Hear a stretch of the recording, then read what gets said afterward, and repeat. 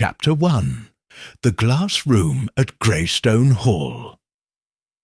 The rain fell in soft sheets across the Yorkshire moors, veiling the great manor of Greystone Hall in a misty shroud.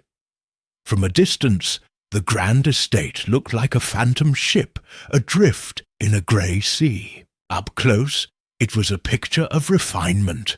Stone buttresses, gargoyles carved in the likeness of long-forgotten ancestors, and to the rear, a magnificent conservatory of glass and iron, stretching from the house like a crystal wing.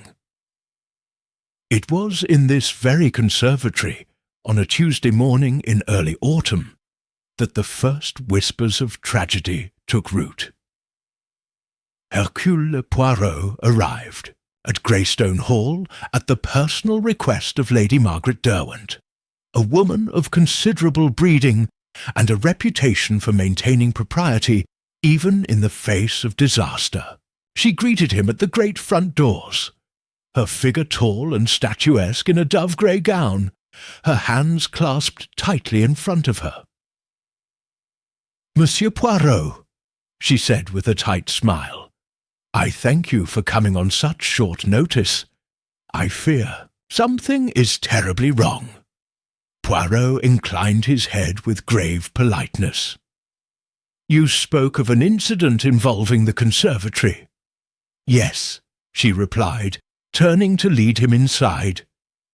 "It has been sealed since last night, locked from the inside, and no one has seen my husband since yesterday afternoon." "Lord Alistair Derwent?" Poirot asked, though he already knew the answer. She gave a single nod. "I fear he is still inside." They moved through the house in silence, Poirot's sharp eyes noting every detail. The impeccable arrangements, the faint scent of old cigars, and the closed doors that seemed to hum with tension. When they reached the conservatory, 2 uniformed constables stood guard at either end of the hall, their expressions taut.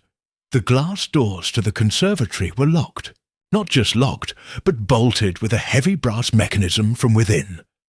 The key was missing. Poirot placed a hand on the pane.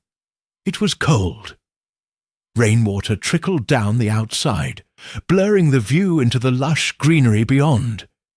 Inside, he could make out tall ferns, exotic orchids, and something else, a shadow slumped in a wicker chair, unmoving. "Has anyone tried breaking the glass?" he asked. Lady Margaret shook her head. "I wouldn't allow it. Not until you arrived. The entire room is hermetically sealed. My husband insisted on it, for the sake of the plants. Controlled temperature, filtered air. The only door is this one, and the windows don't open." "Curious," Poirot murmured. "And the servants? No one saw him enter." "None. He dined early, then went out for his customary stroll. We assumed he returned later, but when I found the conservatory locked this morning, I grew concerned." Poirot nodded once and motioned to the constables. "Break the side panel, gently." With a nod, one officer stepped forward with a small crowbar, and with a single sharp crack, shattered the lower corner of the pane. Poirot stepped through, carefully, avoiding the glass. The air inside the conservatory was thick with moisture and a heady mix of floral scents. The warmth was immediate, stifling. The floor beneath his feet was tiled in a mosaic of greens and browns, echoing the jungle that grew within.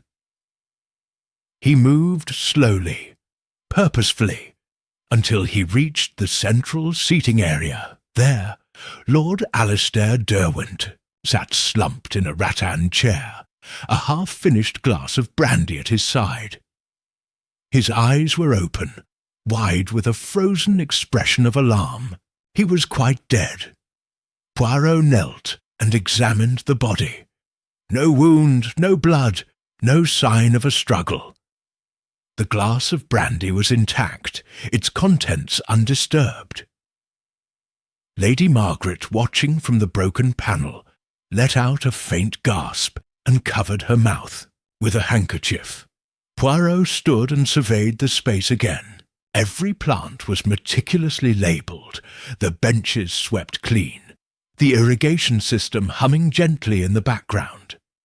There was no chaos, no sign of forced entry or exit. Just the body of a man in a room sealed tight from the inside. Poirot turned. Slowly, his expression unreadable. "There is more here than meets the eye," he said softly.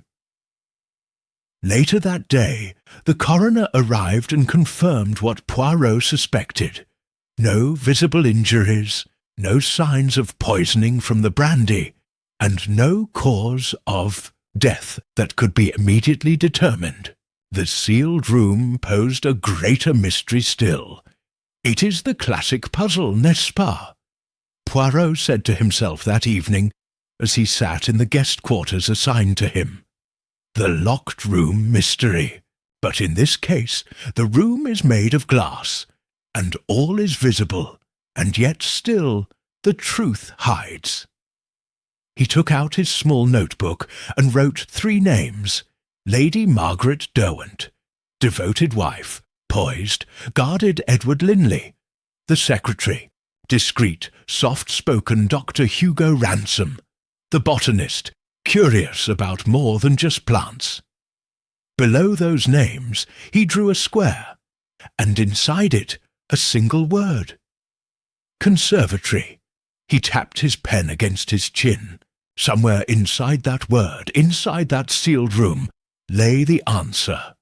Not just to how Lord Alistair died, but why. And Poirot would find it.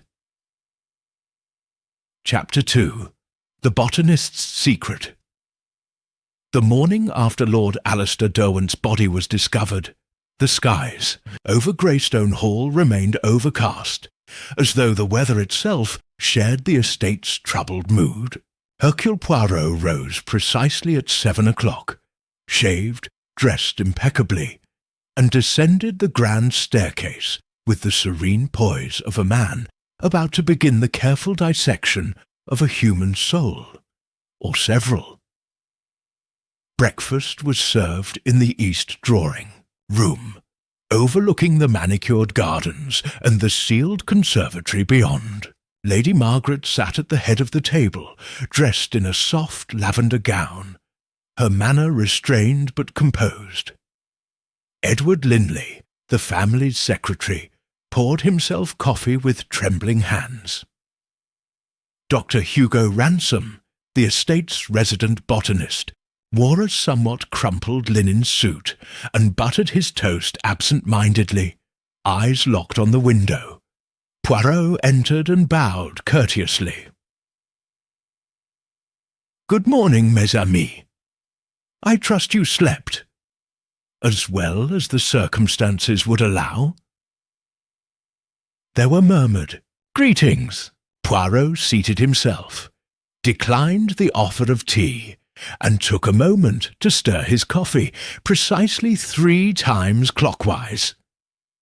"I should like, if it pleases you, to speak to each of you today. In private," he said, setting down his spoon. "There are details yet clouded by grief and uncertainty. I intend to clear the mist." Lady Margaret inclined her head with quiet dignity. "Of course, Monsieur Poirot, whatever is needed." Poirot's first visit was to the conservatory once more, this time with a full day's light filtering through the glass, casting shifting reflections across the tiled floor. It was not just a garden, he now realized. It was a carefully curated world. Tropical orchids, pitcher plants, heliotropes, each species meticulously labelled and positioned with scientific precision. He was joined there by Dr. Ransom, who approached from the side entrance with his usual distracted energy. You wished to speak with me, Monsieur Poirot? He asked, his fingers fiddling with a small pruner clipped to his belt. Oui, doctor. This conservatory, it was your domain, non? In many ways, I maintained it for the past 5 years. Lord Alistair spared no expense. Poirot nodded thoughtfully. Tell me, this sealing of the conservatory, why such measures? It seems almost paranoid. Ransom gave a small laugh. Alistair was obsessive. Said he wanted to replicate a rainforest environment, stable, untouched. He had sensors installed for humidity, temperature, even air purity. It's more of a greenhouse laboratory than a garden. And the locking mechanism, also his idea. Yes, he had it reinforced last year. Said he feared theft of rare orchids. But in truth, I think it was more about control. He liked things contained. Ah, Poirot said softly. Control, a dangerous thing when taken too far. Ransom shifted uncomfortably. I suppose. He wasn't a cruel man, but difficult, demanding, especially in recent months. Indeed, why so? The botanist hesitated. There was talk of cutting staff, selling off parts of the estate, financial strain perhaps, and he grew more secretive, would spend hours alone in here, sometimes even overnight. Poirot's eyes narrowed. Overnight? In this room? Yes. He said he slept better surrounded by plants than by people. Interesting, Poirot murmured. Tell me, Doctor, were there any plants here that might be dangerous? Ransom paused. You mean poisonous? Poirot gestured delicately. Let us say lethal. The botanist turned and pointed to a tall, striking plant with deep purple flowers. That is Aconitum napellus, monkshood. A single touch to an open wound can be fatal. Over there, Digitalis purpurea, foxglove. And we have Sacus revoluta. Its seeds are extremely toxic. Poirot absorbed this in silence. Would they leave a trace? Perhaps. But subtle, very subtle. Merci, doctor. You have been most helpful. He watched the man depart, his eyes lingering on the pruner still clipped to his belt. Later that morning, Poirot took his place in the library, an oak-panelled sanctuary of leather-bound volumes and soft lamplight. Lady Margaret arrived promptly, her bearing unchanged. Please, Poirot said, motioning for her to sit. I wish only to understand the late Lord Derwent a little better. His temperament, his habits. She sighed, folding her hands in her lap. Alistair was complicated, generous when it suited him, proud. He loved this estate more than anything. More than you. She smiled, but it didn't reach her eyes. Perhaps. You mentioned that he went walking every day. Alone? Yes, often to the moor, sometimes for hours. I stopped asking where. Had he made any enemies, to your knowledge? She hesitated. None that I could name. But there were arguments lately, about money, about Edward. The secretary? Yes. Alistair accused him of something, I don't know what, just that it was serious. Did Edward appear afraid? Very. Poirot made a note in his book. And did your husband ever mention Dr. Ransom? Was there any friction? She shook her head. Only that Alistair found his scientific approach too cold. They disagreed over the direction of the conservatory. Alistair wanted aesthetics. Ransom wanted experiments. Merci, Lady Derwent. You have been most gracious. Edward Linley was last. The secretary appeared nervous, dabbing his forehead with a handkerchief as he entered the study. You were close to Lord Derwent, were you not? Poirot asked gently. I worked for him for 7 years, Linley said. We had professional respect. Yet I understand he accused you of something. Linley went pale. That's not entirely accurate. There was a misunderstanding, a ledger discrepancy. I explained it. He accepted the explanation, grudgingly. And after that, he kept me on. But he no longer trusted me. I began looking for new positions. Poirot studied him. You were in the house the night of his death? Yes, in my quarters. I never went near the conservatory. Poirot tapped his pen. You must forgive me, Monsieur Linley, but you strike me as a man with many pressures and few allies. Linley swallowed hard.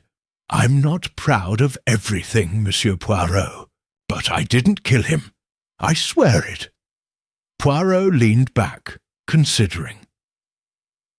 That afternoon, Poirot took a solitary walk through the gardens, boots crunching against gravel, as the wind carried the scent of wet leaves and distant wood smoke. He returned to the conservatory just as the light was fading and the first hints of dusk touched the glass. The room was unchanged, a shrine of foliage and silence, but Poirot now saw it differently. He examined the floor near Lord Alister's chair again. A faint trail, barely visible, of disturbed dust, not leading to the door, but toward the eastern vent, a low metallic, grate just beneath a bed of orchids. He knelt, using his handkerchief to gently unscrew it. Inside was an empty vial, tucked behind the mesh. Poirot held it up to the fading light, clear, unlabelled, but it smelled faintly of almonds. He stood slowly, a frown settling on his brow. Someone had come prepared, not with violence, but with knowledge, and that, to Hercule Poirot, was far more dangerous. Chapter 3. Whispers Behind Glass. The wind howled through the old chimneys of Greystone Hall that night, making the tall ancestral windows shudder with each gust. Inside, the house held its breath. Servants moved quietly, eyes lowered. The usual clatter of silver and china at dinner was muted, and even the great-grandfather clock in the hall seemed reluctant to mark the hours. Poirot sat alone in the small drawing-room, surrounded by high-backed chairs and portraits of Derwents long since gone to dust. A small fire crackled in the hearth. The sealed conservatory loomed beyond the window, faintly illuminated by the moonlight, still and silent, as though holding its secrets just out of reach. He stared at the small vial he had found behind the vent earlier that day, a scent like bitter almonds. A classic clue, non? Cyanide, perhaps, but the coroner had found no trace of it in Lord Derwent's bloodstream. So what was it? It was not the poison itself that preoccupied Poirot, but the placement of the vial. Why there? It was no accident. Whoever had left it had gone through trouble to conceal it, but not too well. It was almost theatrical, and Poirot distrusted drama. It too often masked the truth. There was a soft knock at the door. Without waiting for a response, Lady Margaret entered, wrapped in a velvet shawl, the colour of winter berries. I hope I'm not disturbing you, Monsieur Poirot. Not at all, madam. Please, sit. Do you wish to speak of your husband? She lowered herself into the chair opposite him, her movements graceful, though her face bore the wear of a sleepless night. Nen, part, she said, but more so, I wish to speak of the people around him. Poirot's eyebrow arched. "Go on." Margaret leaned forward, her voice low. "Edward Linley. He is capable, loyal in his way, but frightened. I fear he may do something foolish. Such as," she hesitated, "protect someone." Poirot folded his hands. "Whom does he protect?" "I don't know, but there was once an incident. A few months ago, I overheard an argument between Edward and Alistair. It was in the study. Alistair accused him of being in possession of something that didn't belong to him." Poirot's eyes narrowed. "And was he?" "I never discovered what it was, but Edward was shaken. He denied it, but Alistair threatened to involve the police." "And did he?" "No. The matter disappeared, or rather, was buried. Buried things," Poirot said softly, "have a way of surfacing." She gave a faint nod, then turned her eyes to the window. "I loved Alistair," she said as though remembering. "But there were parts of him even I could not reach." The following morning brought with it an unexpected visitor. Inspector Harold McClintock of the North Riding Constabulary, a wiry man with bristled grey hair and a way of chewing the inside of his cheek when irritated. He had worked with Poirot once before, and found the experience both enlightening and exhausting. "Well, Poirot," he grunted as he entered the conservatory beside him, "I hear we've got ourselves a sealed-room puzzle. Again." "Ah, mon ami," Poirot said with a smile, "you say it with such fatigue, and yet it is precisely this type of mystery that keeps the little grey cells in good health." The inspector glanced at the scene. "Coroner says no sign of trauma, no poison found, locked from the inside, no forced entry. You found a vial." Poirot handed it to him. "Empty, hidden in the vent, with a trace of scent, almonds." McClintock sniffed it, frowned. Could be cyanide, could be theatrics. Indeed, and the body bore none of the usual signs. I suspect something more elusive. McClintock rubbed his temples. "So, what's your theory?" Poirot smiled gently. "I do not theorize, mon ami. I observe, and observe he did." For the remainder of the day, Poirot questioned staff, reviewed household ledgers, and inspected the entire perimeter of the conservatory. He found a single footprint beneath a window on the outside, a partial heel mark in the soil, too shallow to identify, too suggestive to ignore. That evening, as twilight crept over Greystone Hall once more, Poirot invited Dr. Hugo Ransom back to the conservatory. "I ask you to indulge a curiosity," he said as they stepped inside. Ransom adjusted his spectacles. "Of course." Poirot led him to a far corner, where a row of delicate bell-shaped flowers bloomed in hues of deep gold. "These," Poirot asked, "are they toxic?" Ransom shook his head. "No, harmless, decorative. Why?" Poirot made a non-committal sound and turned to the central area where Lord Derwent's chair still remained. The body was found here, yet the air was undisturbed, the glass untouched, the door locked from within, and yet someone got in, or perhaps someone never left. Ransom stiffened.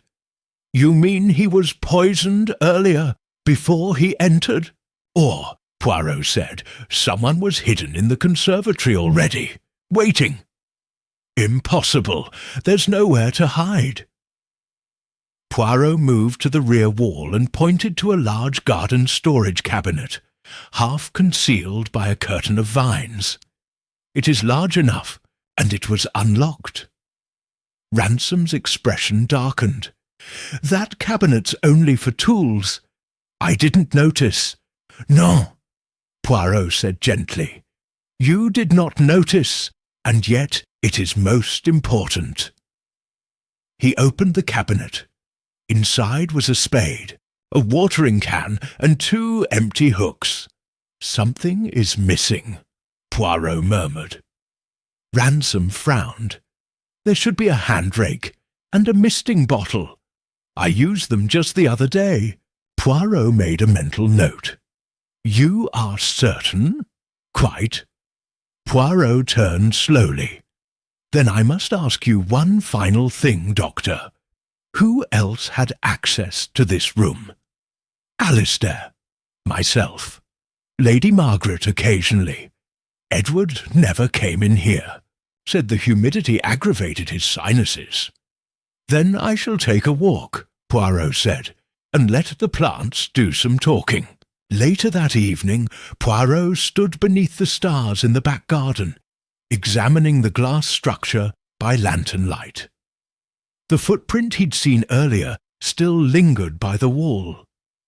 He traced its angle to a segment of glass that had a faint smudge near the latch, nearly invisible by day, more pronounced under angled light.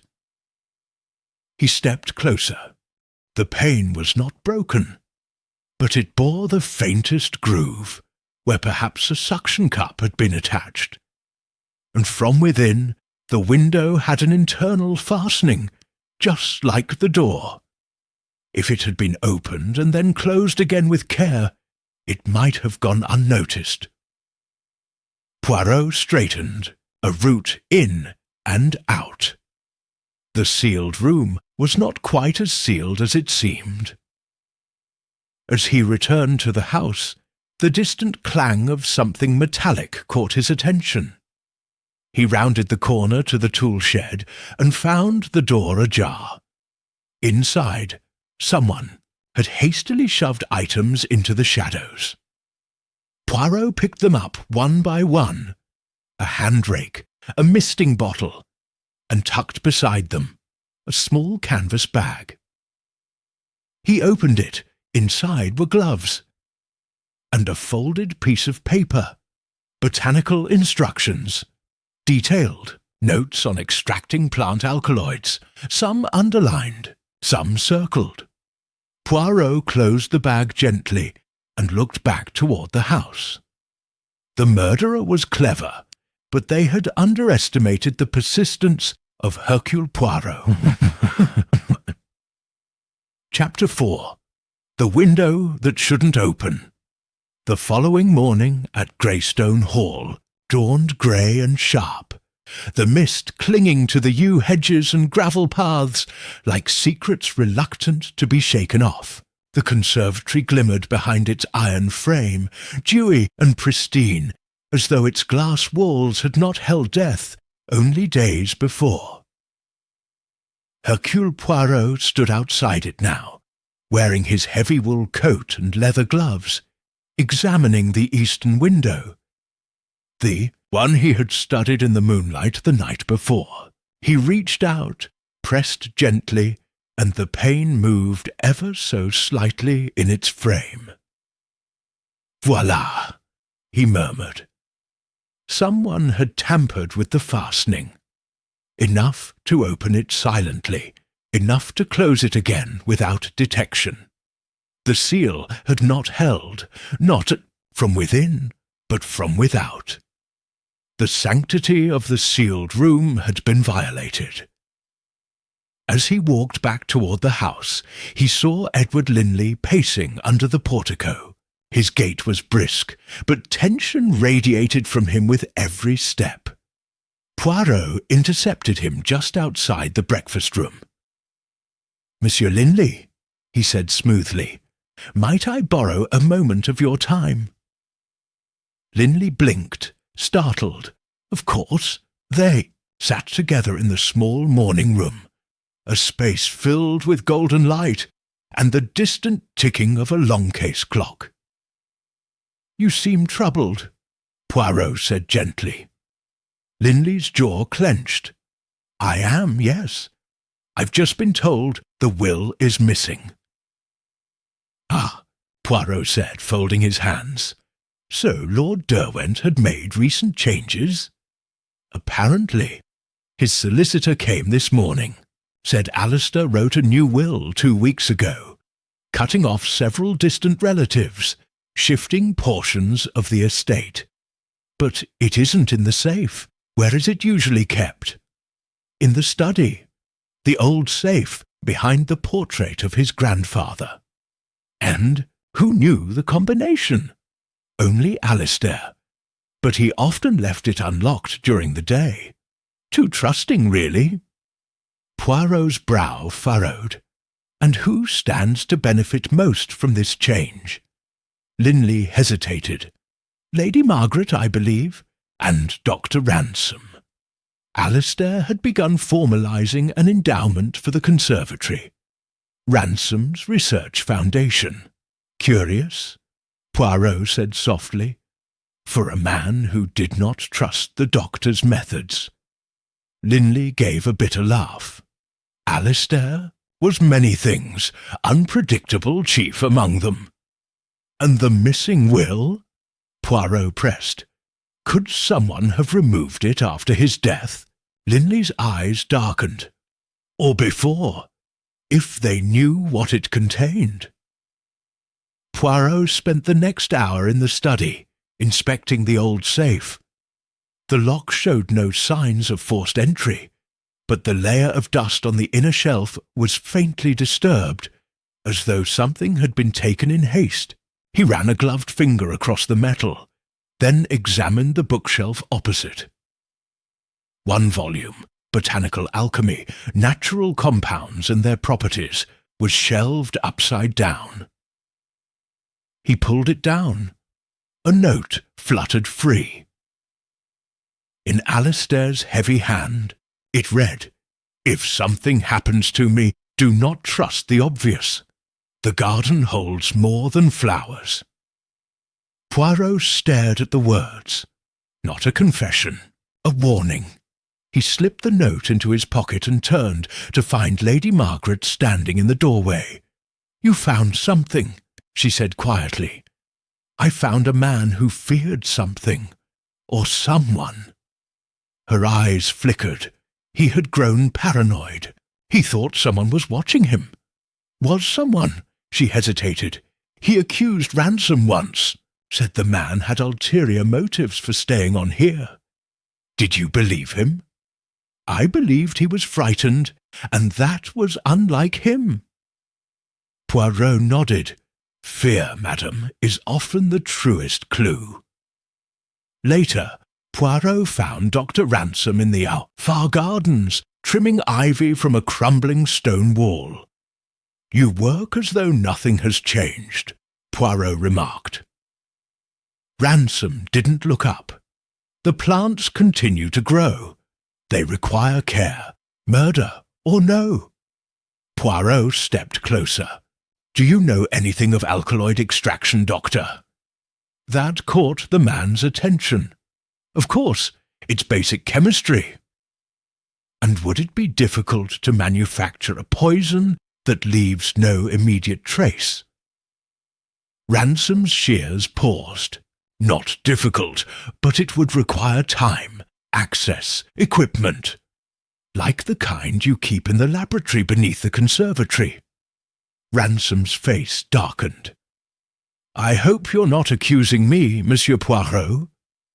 Accusing? No, I am merely verifying. He reached into his coat and produced the canvas bag he had discovered. Recognize this? Ransom took it. Opened it. His face remained composed. Yes, it's mine. I'd thought I left it in the shed. And the gloves? I used them for pruning. And the paper? Your notes on alkaloids? He nodded. They're from a lecture I gave last spring. Still, this doesn't prove anything. No, Poirot agreed. It does not, but it tells me where to look next. By evening, Poirot had convened the entire household in the drawing-room. The air was tight with expectation, the fire casting flickering shadows on the old tapestries. Lady Margaret sat closest to the hearth, her face unreadable. Edward Linley stood by the window, wringing his hands. Dr. Ransom leaned against the door-frame, arms crossed. "My friends," Poirot began, "this house has lost its master. The manner of his death was curious. Locked within a room, none could enter. But I say to you now, it was not suicide, it was murder." Gasps, then silence. Poirot continued, "And it was committed by someone who knew the house well, who knew the habits of Lord Derwent, and who used both science and misdirection to cover their tracks." He walked to the centre of the room. There was an entrance into the conservatory. A window not as secure as claimed. It was open from the outside. The killer entered, administered a dose of poison that would take time to act, and left again. Lady Margaret spoke first. "But the coroner said no poison was found." Poirot turned to her. "Indeed, because it was derived from Gelsemium elegans, a rare plant not native to England, but kept here in the conservatory. The symptoms mimic natural causes, death by paralysis, and it fades from the bloodstream quickly." Ransom stiffened. "That plant is in my restricted collection." "Oui, and only someone with your knowledge could prepare such a compound." Ransom took a step forward. "You think I killed him for money?" "I think," Poirot said calmly, "you killed him because he planned to cut off your funding. The endowment was never finalized, and you discovered he had changed his will. So you made certain he would not be able to revoke your place at Greystone." The doctor's face reddened. "You have no proof." Poirot smiled sadly. "Ah, but I do. You see, you made one mistake. The misting bottle from your kit used to administer the poison as vapour.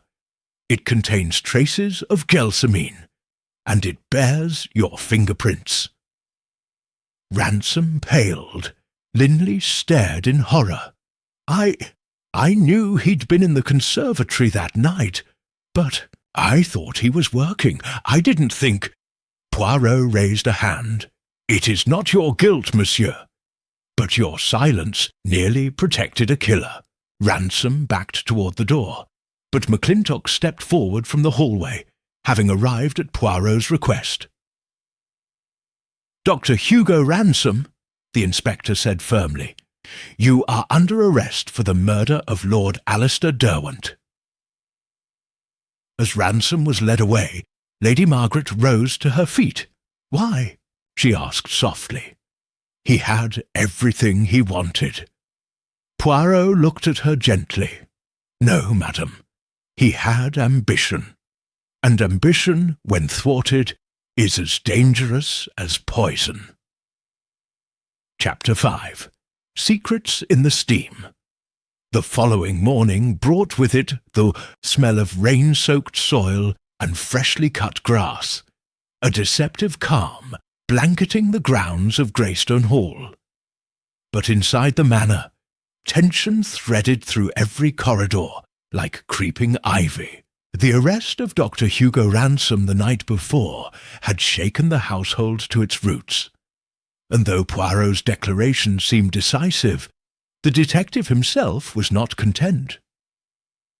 In his guest chamber, Poirot sat at the writing desk, carefully reviewing the notes he had made during his investigation. Something was amiss. He had presented a solution, yes, but it had not sat well with his little grey cells. Too neat, too simple. He tapped a pen gently against his chin. Ransom's motive had been plausible. The evidence had seemed damning. But one fact clung stubbornly to his mind, refusing to be dismissed. Ransom had been surprised, genuinely surprised, not in the theatrical manner of a cornered man, but in the stunned way of someone betrayed by a truth they themselves had not grasped. Poirot rose and crossed the room, retrieving the small sealed envelope he had tucked into his valise the night before, the note he had found in the study, the one written in Alistair Derwent's own hand. He unfolded it once more. "If something happens to me, do not trust the obvious. The garden holds more than flowers. The garden, not the conservatory." He stared out the rain-flecked window toward the south lawn. Below it stretched a winding gravel path, leading into the oldest part of the estate grounds, the sunken garden. Once formal, now overgrown, it held stone statues in various states of disrepair and a crumbling fountain overtaken by moss. It also held the gardener's cottage. Poirot rang for Miss Fletcher, the maid he trusted most in the household. "Please," he said as she entered, "send for Mr. Linley. Ask him to meet me near the old garden in 15 minutes. Miss Fletcher nodded, wide-eyed, and left without question. Poirot donned his hat, tightened his coat against the drizzle, and made his way outside. Edward Linley arrived looking puzzled and weary, his coat flapping against the wind. "I thought you'd finished with us," he said. "Ah," said Poirot, "but the truth, Monsieur Linley, is rarely so accommodating." They walked together down the gravel path, wet stones crunching beneath their feet. "You mentioned," Poirot said gently, "that Alistair had been unstable lately. Was that your impression?" Linley frowned. "He'd been troubled, yes, but not mad. Distracted, more like, always carrying that little notebook, sketching ideas. And did he confide in you about anything unusual? Any suspicions?" "Not directly," Linley said slowly. "But once he said the house was keeping things from him, that people weren't what they seemed. I thought he meant ransom." Poirot nodded thoughtfully. "You were not alone in that assumption." They arrived at the gardener's cottage. It stood squat and empty, its windows dusty, its door ajar. No one had lived there for years, not since old Tom, the last gardener, had died. But something had drawn Poirot here. A hunch, a whisper of misdirection. He stepped inside, dust-coated, every surface, a rusted stove, cobwebbed tools, a broken watering can. Linley followed behind. "There's nothing here," he said, but Poirot was already moving to the fireplace. "A good place for hiding things, no?" He reached up, tapped gently at the bricks above the mantel, and found what he was looking for, a loose one. He pulled it free. Behind it was a leather-bound journal, Alistair Derwent's notebook. He opened it with care. The pages were filled with erratic handwriting, sketches of the estate, underlined names, Ransom, Margaret, even Linley himself. And on the final page, written in a steady hand, were the words, "I have made enemies of those closest to me. Margaret is not to be trusted. She fears what I know. The conservatory is only the surface. The real root is older and buried deeper." She watched me plant the key. Poirot's breath caught. "Margaret!" He turned to Linley, who had gone pale. "You must not speak of this to anyone," Poirot said quietly. "Not yet." Linley nodded, silent and grim. Back at the manor, Lady Margaret was in the library, poring over estate documents with the calm precision of someone assuming command. She looked up as Poirot entered. "I hope you've come to tell me this nightmare is finished," she said coolly. "Not quite, madame," Poirot replied, "but I believe we are close." She arched a brow. "Is that so?" Poirot stepped forward. "Tell me, Lady Margaret, what do you know of the garden beneath the east wing?" She hesitated. "Nothing, really. It's been abandoned for years." "Yet Lord Derwent wrote that you watched him plant something there, something he considered a key." She stood abruptly. "What are you implying?" "That you knew more than you let on, that perhaps when he threatened to expose something or remove you from the will, you acted." Her composure cracked slightly. He was losing his mind. Was he? Or had he simply discovered a truth too inconvenient? She didn't respond. Poirot moved closer. "You see, madame, I no longer believe Ransom acted alone, if he acted at all. Alistair Derwent had enemies, yes, but he also had fears, and I think he hid the truth not only in words, but in action." He placed the journal and the table. Margaret's face went pale. But Poirot held up a hand. "Not now. There is one more place I must look. Then I believe we shall have our answer." An hour later, Poirot was in the East Garden with Inspector McClintock and Edward Linley. They dug beneath the stone sundial, guided by a map Alistair had sketched in his journal. The soil was damp, resistant. Then Linley's spade struck something solid. A small metal box. McClintock opened it. Inside, the missing will, and beneath it something else, a faded photograph. Margaret with a younger man, arm in arm. On the back, written in Alistair's hand, "The truth she never told me." McClintock whistled. "Looks like blackmail wasn't off the table after all." Poirot nodded grimly. She feared discovery, not only of her past, but of her present. Alistair knew, and when he threatened to change the will again, she panicked. He turned to Linley, and Ransom, a convenient scapegoat, frightening, eccentric, but not the killer. The inspector sighed. "We'll need to speak with Lady Margaret again."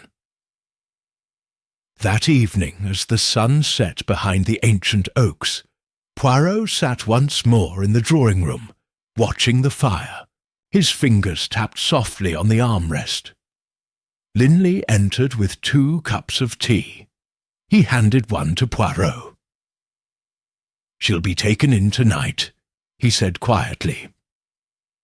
Poirot nodded. "It is sad, mon ami, how often murder blooms from secrets planted long ago." Linley looked toward the conservatory, now silent and empty. "And the house?" he asked. "What will become of it?" Poirot smiled faintly. "Perhaps it shall grow quiet again. No more ghosts, no more lies." He sipped his tea. "But you, Monsieur Linley, you must tend it carefully." Chapter 6. Shadows in the Garden. Rain had ceased by morning, leaving Greystone Hall cloaked in a shimmering mist that clung to the hedgerows and silvered every blade of grass. In the fragile light of dawn, the house seemed almost reborn. Its sharp angles softened, its long windows catching glints of reluctant sun. But inside, the tension remained. Lady Margaret Derwent had been taken quietly into custody the night before. Inspector McClintock had handled the matter with professional courtesy, allowing her dignity Even as the weight of suspicion closed around her, she had not protested, had not wept. She had merely bowed her head and gone with them, her shawl drawn tightly around her shoulders like a funeral shroud. Now, Greystone Hall stood in a strange, suspended state, part mourning, part relief. Poirot sat in the breakfast room, a delicate cup of tisane steaming gently before him. Hastings, freshly returned from town with updates from the solicitor's office, stood by the window, peering out into the swirling mist. "She's confessed, Poirot," Hastings said at last, turning to face him, "at least in part." Poirot raised a single eyebrow. "Confessed? What, precisely?" Hastings crossed the room, unfolding a slip of paper. "She admits she discovered Alistair's plan to change the will again, to revoke her inheritance. Completely. Apparently, he intended to leave everything to a charitable trust to maintain the estate after his death. Margaret feared she would be left with nothing." Poirot nodded slowly, fingertips pressed together. "Greed, Hastings, is a most fertile soil for murder." "She insists she didn't mean for him to die," Hastings added hurriedly. "Only to frighten him, to weaken him perhaps. She and an unknown accomplice administered a compound through the misting system in the conservatory, but the dosage was too strong." Poirot frowned. "An unknown accomplice?" Hastings nodded. "She refuses to name them." Poirot's gaze sharpened. "Then the matter is not yet finished." He rose, smoothing his jacket carefully, and began to pace the room. "You see, Hastings, Lady Margaret is not the type to act impulsively. She planned carefully, with knowledge of the estate, the plants, the timings, but even she would require assistance. Someone with access to the grounds, to the misting system, to the laboratory below the conservatory." Hastings looked confused. "Ransom's been cleared, hasn't he?"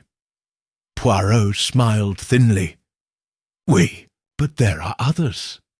He retrieved his small notebook and flipped it open to a page filled with names. Lady Margaret, Edward Linley, Hugo Ransom, Mrs. Farley the housekeeper, Miss Fletcher the maid. Poirot tapped one name lightly. Edward Linley. Hastings' mouth fell open. "Linley! But he's harmless, nervous as a rabbit." Poirot shook his head. "Non, mon ami. Nervousness can mask cunning very well. And desperation. Desperation drives even the meek to daring acts." He crossed to the window, staring out across the sodden gardens. "Consider, Hastings. Linley stood to lose everything if Lady Margaret's fortunes crumbled. His own position depended upon her patronage. Her influence would protect him, secure his future. Without her, he would be adrift, exposed." Poirot turned back sharply. And it was Linley who first suggested Alistair's mental instability. Linley who guided the solicitor to suspect a missing will. Linley who hovered at every revelation, pushing the investigation just subtly enough. Hastings shook his head slowly. "You think he helped her?" "I think," Poirot said quietly, "he did more than help. I think he planned the method." There was a knock at the door. Miss Fletcher appeared, wringing her hands nervously. "Begging your pardon, sir," she said, curtsying slightly. "Mr. Linley asked me to tell you he's awaiting you in the conservatory. He said he wished to confess something." Poirot exchanged a glance with Hastings. "The trap closes itself, mon ami. The conservatory was still warm from the sun's filtered rays, though the air smelled faintly of damp soil and something more acrid beneath. The ghosts of poisons, perhaps, or guilt left hanging in the mist. Edward Linley stood by the far fountain, his hands clasped tightly behind his back. His face was pale, and dark circles shadowed his eyes. When Poirot and Hastings entered, he turned slowly, as though gathering every shred of strength he possessed. "I suppose you know," Linley said quietly. Poirot inclined his head. "I know enough. The rest, monsieur, I leave for your conscience to reveal." Linley gave a sad, broken laugh. "It was never meant to kill him. Margaret wanted to scare him, weaken him, just enough that he would reconsider. I told her about the plants. I helped her measure the dosage." He closed his eyes briefly. "But it was me who set the misting system to run overnight. I thought it would be gentle. Just make him ill, not—" He broke off, swallowing hard. Poirot stepped closer, voice low but firm. "And when he died," Linley's voice cracked, "I wanted to undo it. I tried to hide the evidence, the gloves, the misting bottle. I panicked, and when Ransom was arrested, I told myself it was fate, that perhaps justice had been served in some twisted way." Poirot shook his head slowly. "Justice, monsieur, is never served by silence." Linley sagged against the fountain's rim, defeated. "I'll confess it all," he said, "to McClintock, to the court. I'll tell them Margaret never meant for it to happen." Poirot straightened his cuffs with mechanical precision. "You will tell them everything," he said softly, "and then, perhaps, find some measure of forgiveness. If not from the world, then from yourself." The days that followed saw Greystone Hall transformed yet again. Margaret Derwent and Edward Linley were both formally charged. Conspiracy, negligence leading to death, destruction of evidence. The courts would determine their fates, but Poirot suspected justice would be tempered with pity. Theirs had been a crime born not of hatred, but of fear and weakness, and such things, while still culpable, carried a sadness the law could not erase. Hercule Poirot, his work complete, prepared to take his leave. On his final morning at Greystone Hall, he stood once more before the conservatory, now cleaned, the glass mended, the plants tended carefully by new hands. The garden no longer whispered of secrets. It simply lived. Hastings joined him by the drive, bags packed in the car. "Another mystery solved, eh, Poirot?" he said, clapping his friend lightly on the back. Poirot smiled, though his eyes were thoughtful. "Oui, mon ami, another page closed, but remember, even the most beautiful garden may hide the deepest roots of tragedy." He cast one last look back at Greystone Hall, its stone walls gleaming, its glass room sparkling like a jewel, and then stepped into the car. As they drove away, the mist curled behind them once more, swallowing the house from sight. But not from memory, never from memory. Chapter 7. The Garden That Remembered Winter descended early upon Yorkshire that year. By December, a brittle frost coated the moors, and the trees surrounding Greystone Hall stood black and skeletal against the low pewter sky. The great house itself seemed to huddle into its stone shoulders, cloaked in an icy silence. But inside the walls of the estate, a different kind of change had taken root. The scandal of Lord Alistair Derwent's death, Lady Margaret's arrest, and Edward Linley's confession had rippled through the village of Greystone and beyond. Yet, remarkably, Greystone Hall endured. It had, after all, survived worse across its long weathered history.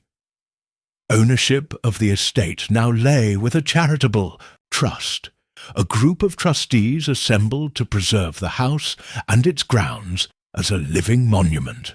Visitors would eventually be permitted, tours given, the grand halls and the famed conservatory shown to those who sought a glimpse into the past.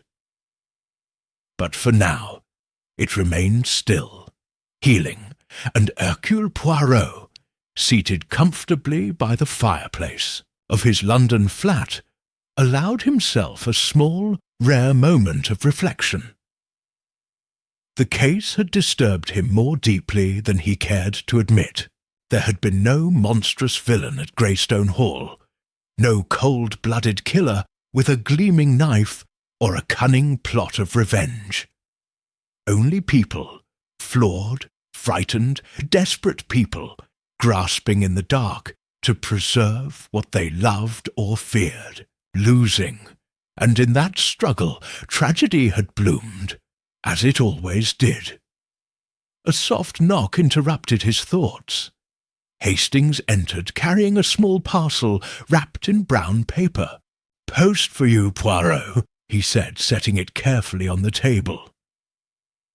Poirot regarded the package curiously. It bore no return address, but the handwriting was familiar, elegant, old-fashioned. Lady Margaret's hand. Poirot unwrapped it gently. Inside was a thin, leather-bound volume. A journal. Tucked inside its front cover was a single sheet of paper. "Monsieur Poirot, by now, the world knows my guilt. I do not seek forgiveness. I do not deserve it. But before my fate is sealed by the law, I wished to send you this. This journal belonged to Alistair. It is his record of Greystone Hall, not of the scandals, but of the garden, the plants he loved, the histories he cherished. He was many things, but he loved this place with all his flawed heart.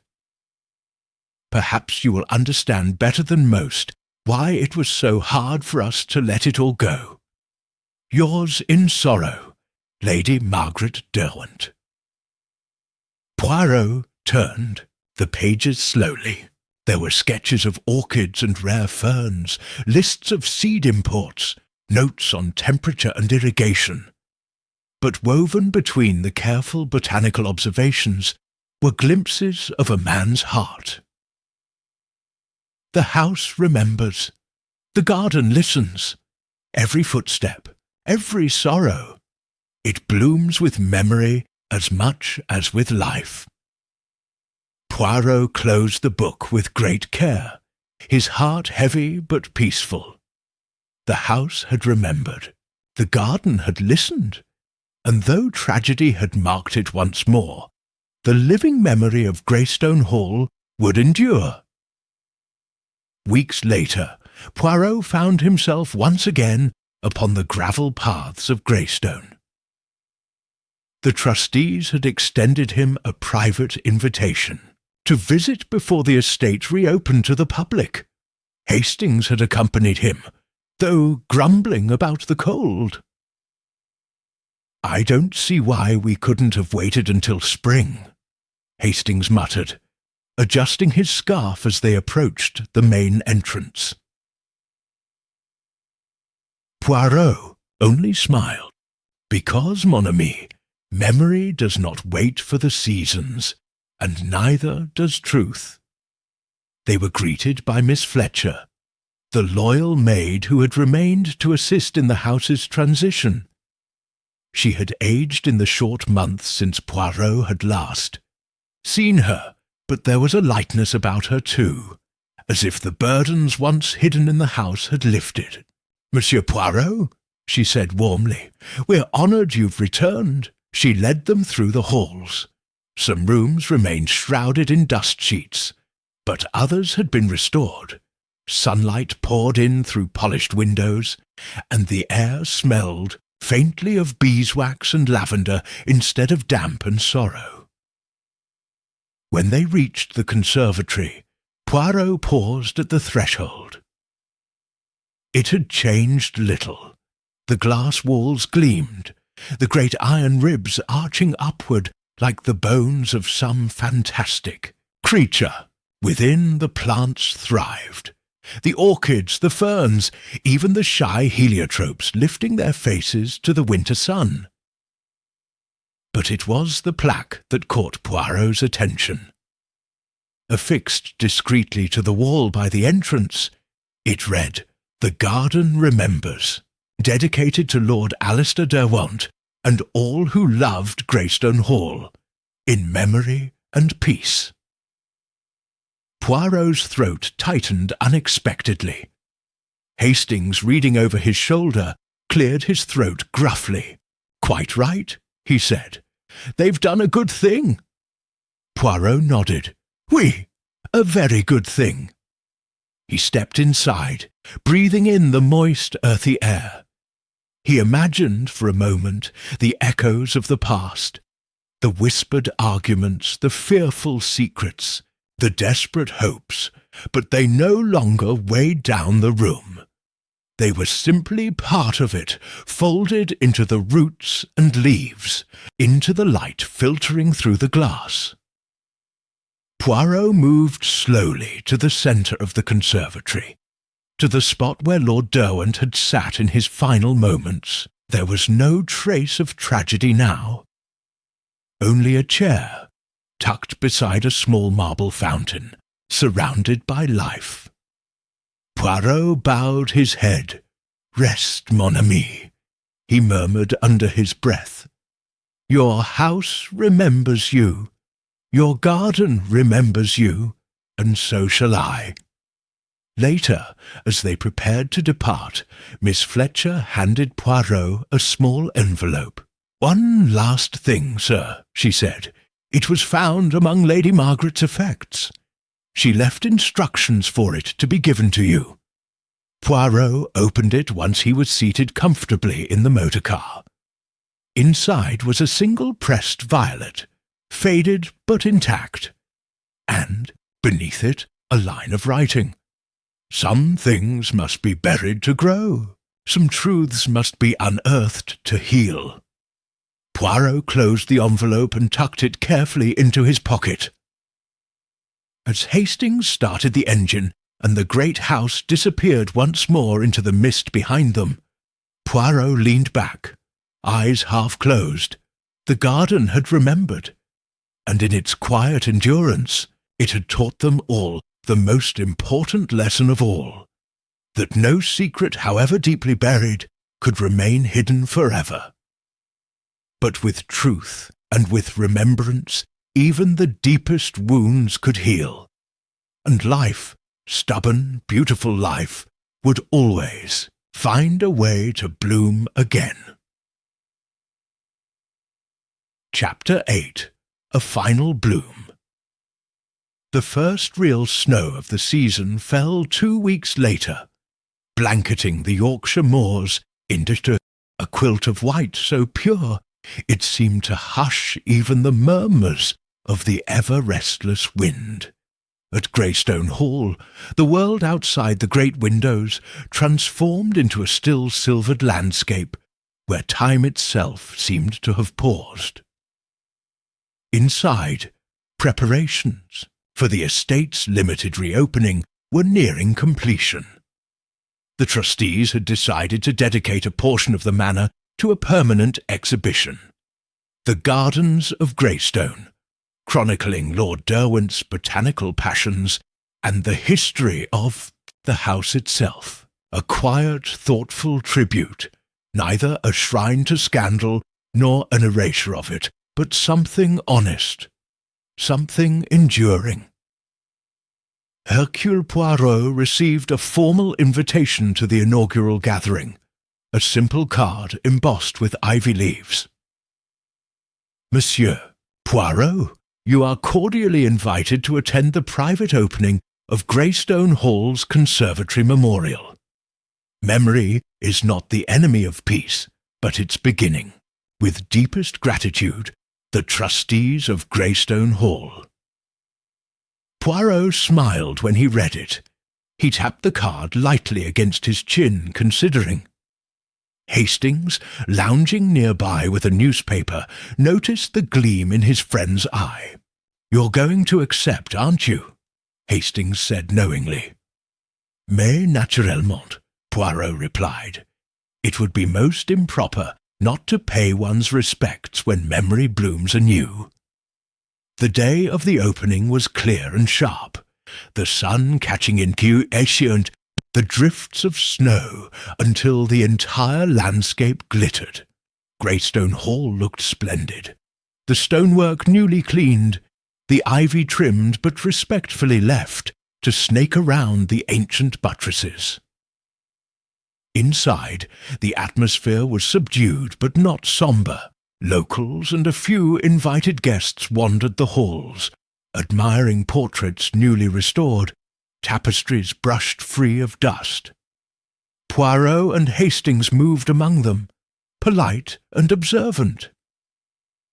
In the grand ballroom, where the refreshments were served, the yacht conversation swirled, whispers of the past tragedy certainly, but also admiration for the estate's renewal.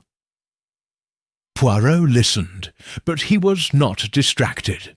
His eyes were always moving, because he sensed it.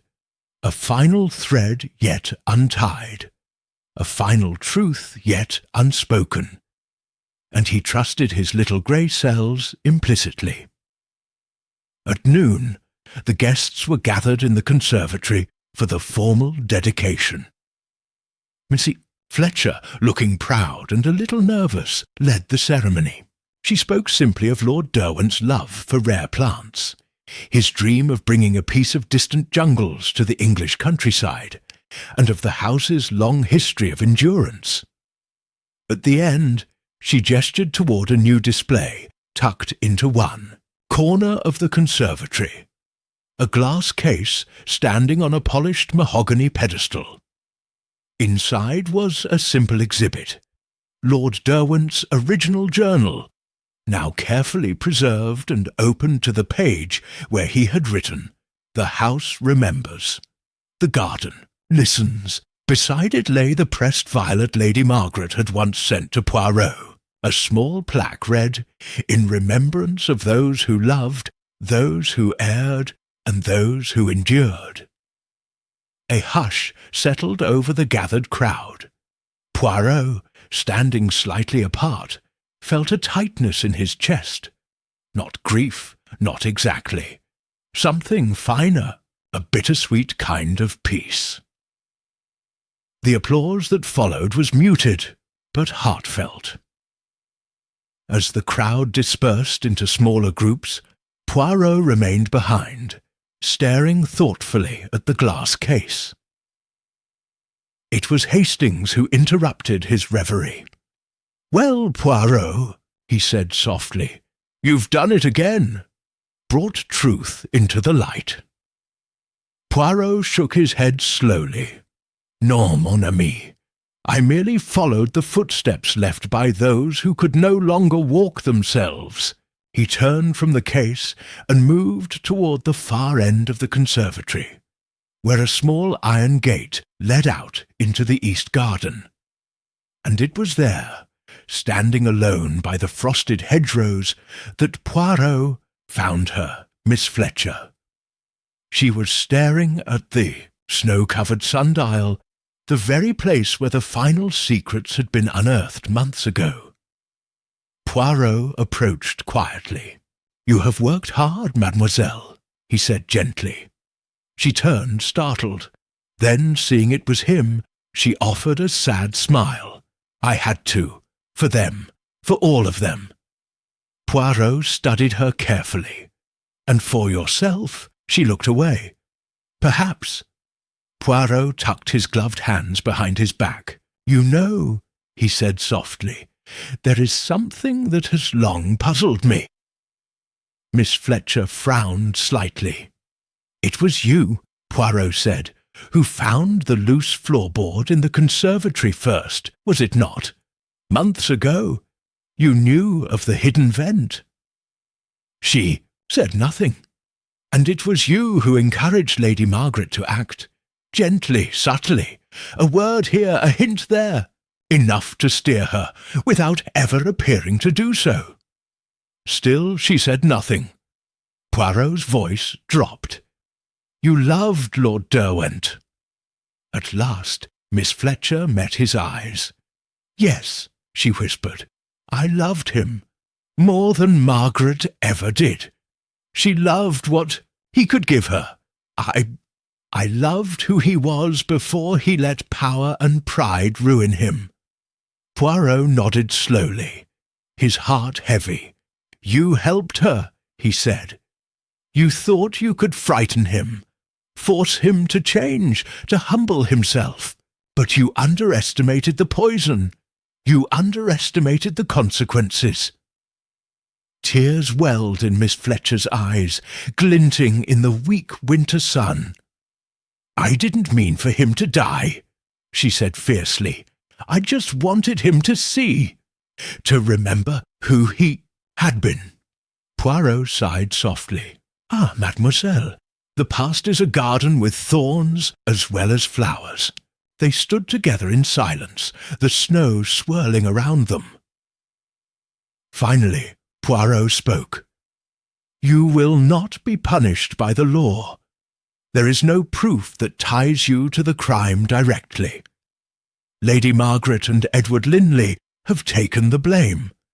But your conscience, mademoiselle, that is punishment enough." She nodded slowly, tears slipping down her cheeks. Poirot bowed his head slightly, offering the dignity of a final mercy. "May you find peace," he said quietly, "and may Greystone Hall bloom again." Without waiting for a reply, he turned and walked back toward the house. Behind him, the sundial stood like a silent witness to all that had passed. As Poirot and Hastings drove away later that afternoon, the sky cleared and a pale sun broke through the clouds. The snow glittered on the fields, untouched and beautiful. Hastings steered the car carefully along the narrow road. "Do you think she'll find peace, Poirot?" Poirot stared out the window, thoughtful. "Perhaps, in time." He tapped a finger lightly against his knee. "But memory, Hastings, it is not so easily silenced. Greystone Hall will remember, the garden will remember, and so must we." The road wound onward, the house vanishing behind them into the gathering dusk. But in Poirot's heart, and in the soil of Greystone itself, the truth remained, a final bloom, a final remembrance, a final peace. Chapter 9. The Last Violet, the train. From Yorkshire to London, cut through the white fields like a silver needle, stitching together two worlds, one of silence, one of noise, one of memory, one of the endless rush of the present. Inside his private carriage, Hercule Poirot sat alone, a small leather valise at his side, and a heavy wool coat folded neatly on the seat beside him. He had said his farewells at Greystone Hall without ceremony. Hastings had already returned to London the day before on urgent personal business, leaving Poirot the luxury of solitude. He preferred it that way today. The events at Greystone had left an impression on him, a lingering weight not of unfinished business, but of a deeper melancholy. He had solved many crimes in his life. He had seen men and women kill for greed, for love, for fear. but rarely had a case left behind such a complicated sorrow. He adjusted his cuffs, smoothed a wrinkle from his trousers, and retrieved from his coat pocket a small object, the envelope Miss Fletcher had given him. Inside it, carefully preserved, was the single pressed violet Lady Margaret had sent him months before. He placed it gently on the small table by the window, and gazed at it, his reflection blurred in the rain-flecked glass. A violet, simple, fragile, defiant against the cold, just like memory. Poirot leaned back, folding his hands across his middle, his little grey cells, usually so quick to leap from case to case, now lingered, turning the events of Greystone Hall over and over in a final, silent review. Lady Margaret, Edward Linley, Miss Fletcher, even poor Lord Derwent himself, all had been prisoners of their own fears. Fear of losing status, fear of exposure, fear of being forgotten. And fear, Poirot knew, was the most insidious poison of all. It clouded judgment, distorted loyalties, and twisted love into something brittle and dangerous. He sighed softly. To love without fear, he thought, is perhaps the greatest courage of all. The train rocked gently over the tracks, the rhythmic clatter lulling him into a reverie. In London, the city was a blur of grey mist and red omnibuses when Poirot arrived. At his flat, his manservant, George, greeted him at the door with his usual brisk efficiency, taking his coat and hat without a word. Poirot ascended the stairs slowly, savouring the familiar creaks of the wood, the soft ticking of the hall clock, the distant hum of the city beyond his windows. He entered his sitting room, paused, and allowed himself a small smile of satisfaction. Everything was exactly as he had left it. The perfectly aligned chairs, the shining glass of the coffee table, the immaculate placement of his beloved ornaments. Order restored, chaos held at bay. He moved to the writing desk by the window and placed the pressed violet there, setting a small glass paperweight atop it to protect it from the draught. Then he sat, withdrew a fresh sheet of thick cream stationery, and began to write. To the trustees of Greystone Hall, may I humbly suggest the addition of a final plaque to your conservatory, a simple dedication, in remembrance of all things fragile yet enduring. As the violet blooms in the frost, so too does memory flourish in the heart. Yours in respect, Hercule Poirot. He signed the letter with a flourish, blotted it carefully, and set it aside to post the next morning. Then, with a slow, deliberate motion, he opened the small leather valise he had carried back from Yorkshire. Inside were his notes from the case at Greystone. Observations, sketches, timelines, interviews. The tangible map of how he had unravelled the mystery. Poirot leafed through them thoughtfully. He paused at a page where he had written a single line months ago, during the first days of his investigation. The house remembers, the garden listens. He tapped his pen lightly against the words. In the end, it had not been Poirot alone who had uncovered the truth. Greystone Hall itself had spoken, through locked doors and cracked windows, through dead flowers and forgotten journals, through the sorrow of those who remained. The house had demanded to be heard.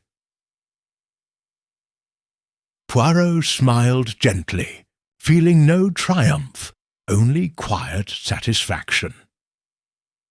He closed the notebook, secured it with a ribbon, and placed it carefully in his archive drawer, the one reserved not for triumphs of deduction, but for cases that had touched the heart more than the mind.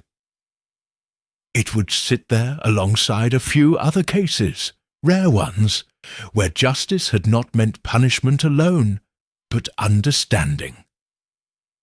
Forgiveness. Healing. Poirot rose and crossed to the fireplace, where a low fire burned in the grate. He stood there for a long time, hands clasped behind his back, watching the flames dance and snap. In the end, he thought, memory was not a burden. It was a garden, messy, tangled, full of old roots and stubborn weeds, but also bursting with life and colour and fragile, persistent hope, a final bloom even in the frost. He smiled faintly, turned down the lamps, and prepared for bed. Tomorrow would bring another case, another challenge, but tonight he allowed himself to rest. And somewhere, far away across the misty moors, Greystone Hall slept too, its secrets laid to rest, its gardens whispering softly. Mew in the winter wind, the house remembered, and so would he. Always. Chapter 10. The Enduring Garden. The weeks after Poirot's return to London unfurled in a blur of grey skies, sharp winds, and a steady, relentless rain that painted the city in a watercolour of shifting reflections. The events of Greystone Hall receded into the background of public chatter. Briefly sensational, then quietly absorbed into the endless hum of scandal, society, and shifting fortunes. But for Hercule Poirot, they did not fade. He carried them within him, not as a burden, but as a quiet presence, like the scent of violets clinging to a winter coat long after the flowers themselves were gone. It was on one such rainy afternoon that Poirot, seated in his immaculate armchair, turned once again to the small leather journal sent by Lady Margaret. He read it slowly, page by page, allowing the personality of Lord Derwent to unfold anew, not as a victim, but as a man, flawed, proud, and deeply human. When he finished, he closed the book gently, and sat for a long moment in thoughtful silence. The house had remembered.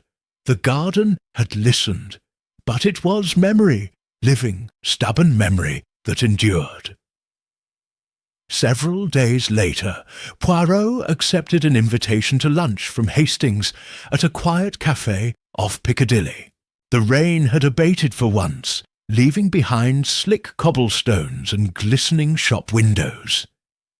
They ate together by a window, watching the city bustle past, their conversation light at first, news of acquaintances, small gossip. Hastings half-formed, plans to holiday in Devon. But inevitably, as the coffee arrived, their talk drifted back to Greystone. "You know," Hastings said, stirring sugar into his cup, "I've been thinking about it, about Miss Fletcher, about how easily things could have gone differently." Poirot nodded slowly. "Oui, a tragedy of small choices, 1,000 tiny missteps that led inexorably to disaster." Hastings leaned back in his chair. "Do you think she'll ever be at peace?" Poirot sipped his coffee before answering. "Peace, Hastings, is not a gift.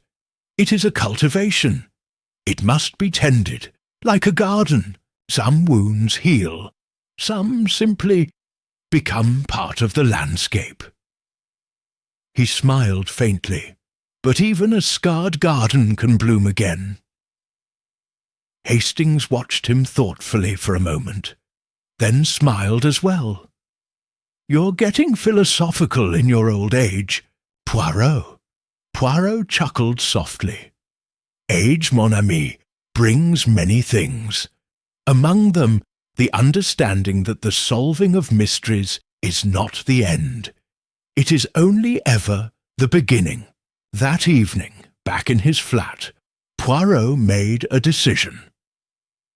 He opened his archive drawer once more and retrieved not the Greystone case file, but the pressed violet still resting beneath its glass paperweight.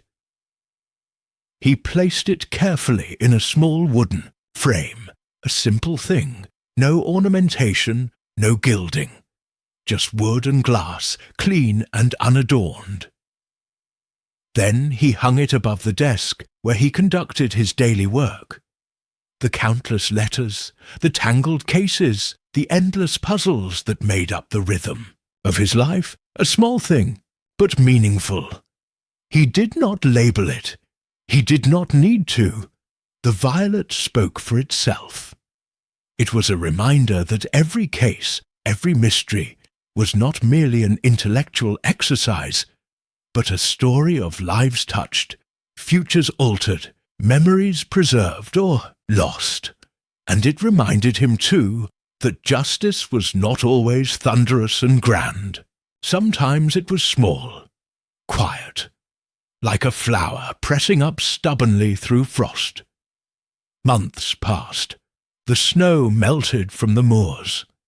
Spring came hesitantly to Yorkshire, and with it the first crocuses pushing bravely through the thawing ground. At Greystone Hall, the trustees opened the estate for its first official public tour. The house was immaculate. The conservatory shone like a jewel, and in one corner of the exhibition, visitors paused before a modest plaque, reading words that stirred something they could not quite name. "The garden remembers." It became a tradition, locals bringing violets to leave discreetly at the base of the conservatory walls, a quiet, growing tribute to memory, loss, and hope. The scandal faded, the tragedy softened into history, but the garden endured. Poirot never returned to Greystone Hall. He had no need to. In his heart, he carried it with him. The misty gardens, the whisper of leaves against glass, the lingering sorrow, the quiet forgiveness. He carried it into every case thereafter, into every interview with a frightened suspect, every careful cross-examination of motive and opportunity. He carried it when he sat alone in the evenings, tidying his cufflinks and straightening his moustache, thinking not of crimes, but of human frailty and human resilience, and always, when he glanced up from his desk, he saw the violet, the last gift of a house that had once locked its doors against the world. The last bloom of a garden that had refused to be silenced.